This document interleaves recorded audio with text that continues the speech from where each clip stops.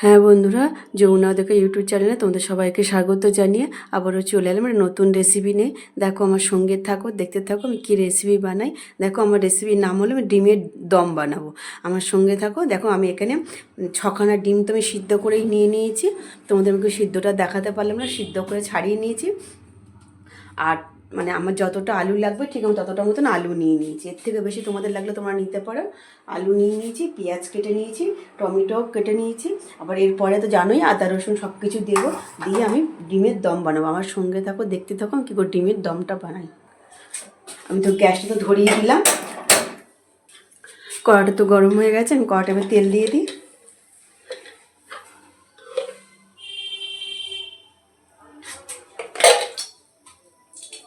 এখন আমরা তেলটা গরম হতে যায়, ডিমগুলো তো আমি খুব ভালো করে নুন আর হলুদ মাখিয়ে নিলাম। আর এবারে এইগুলোর মাঝখান থেকে আমি একটু কেটে কেটে দেবো ডিমগুলোর। এরকম ধরবো, ধরে এরকম করে একটু কেটে কেটে দেবো। দিলে তাহলে কী হবে, ডিমের ভিতরটা ভালো করে মশলাটা ঢুকবে। সব ডিম কটা আমি এরকম করে কেটে দেবো।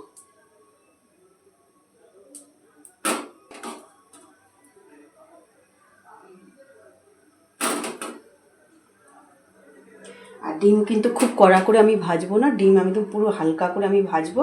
ডিম আমি একদম খুব কড়া করে ভাজবো না। তেল গরম হয়ে গেছে, আমি এবার ডিমগুলো দিয়ে দিলাম।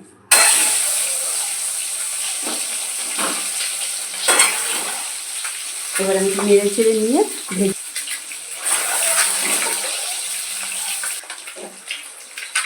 ডিমগুলো কিন্তু সাদাই থাকবে। আমি কিন্তু হালকা করে ভেজে নিলাম, একদম খুব বেশি কড়া করে আমি ডিম ভাজলাম না।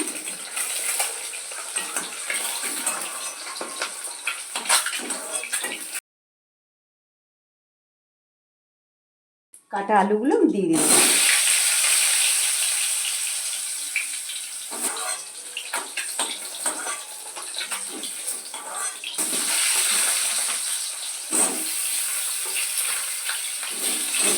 আর অল্প করে একটু নুন দিয়ে নিই, খুব হলুদ দিলাম, দিয়ে আমি একটু আলুগুলোকে ভেজে নেবো ভালো করে।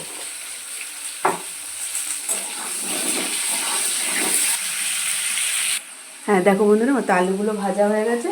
আমি এবার আলুগুলো পেঁয়াজের থালার পাশে তুলে নিলাম।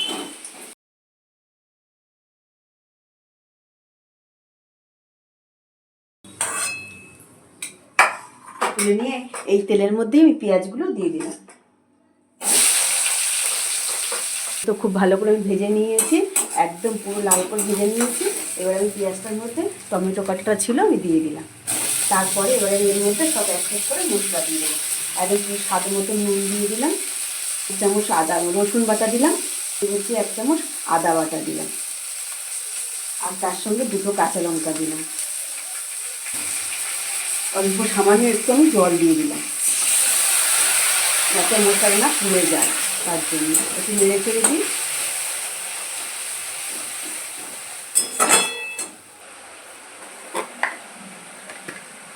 কাশ্মীর লঙ্কার গুঁড়ো ভর্তি হতে ছোটো চামচের 1 চামচ দিয়ে দিলাম। হলুদ 1 চামচ, ছোটো চামচ 1 চামচ ধনের গুঁড়ো, জিরের গুঁড়ো হয় একদম স্বাদের জন্য, স্বাদ ভালো হলে অল্প একটু চিনি দিলাম। এবার আমি খুব ভালো করে মশলাটাকে কষিয়ে নিই। দেখো বন্ধুরা, আমি তো খুব ভালো করে কষিয়ে নিয়েছি, আমার তো কষানো হয়ে গেছে। আমি এবার জলটা দিয়ে পরিমাণ মতন জল দিয়ে দেবো। জলটা দেওয়া আমি এবার 5 মিনিটের জন্য ঢেকে দিলাম। আমি একটু খুলে দেখি আলুটা সিদ্ধ হলো কি।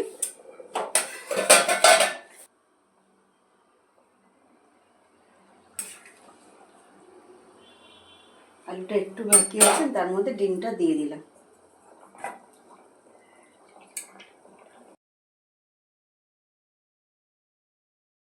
আছে একটু সিদ্ধ হয়ে যাবে, একটু ঢাকা দিলাম 2-3 মিনিটের জন্য।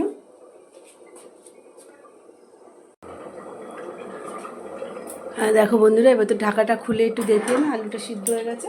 এবার তুলে রাখবো।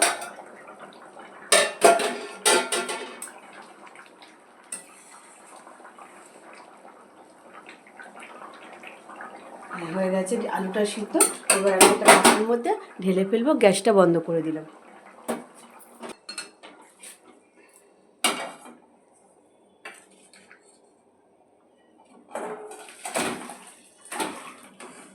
এটা এই পর্যন্ত আমার মতন ডিমের দম করে তোমরা খেয়ে দেখো কেমন লাগে।